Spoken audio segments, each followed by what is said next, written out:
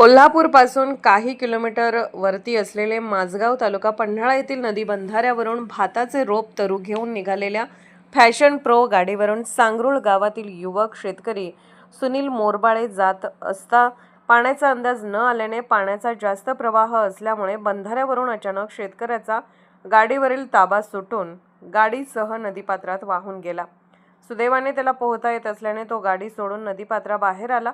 Police प्रशासनाला कळताच त्यांनी तात्काळ घटनास्थळी धाव घेऊन माझगाव नदीपात्रावरील वाहतूक बंद करण्यात आली आहे। पोलीस बंदोबस्त तैनात केला व पुलावरून जाणारा रस्ता वाहनधारक आणि ग्रामस्थ यांना ब्रॅकेट लावून पूर्ण बंद केला। सुदैवाने हा युवक वाचला, पण गाडी आणि भाताचे रोप तरू वाहून गेल्याचे समजते।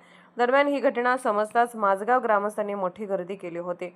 सतर्क लाईव्ह न्यूजसाठी माझगाव प्रतिनिधी अनिल जाधव, माझगाव।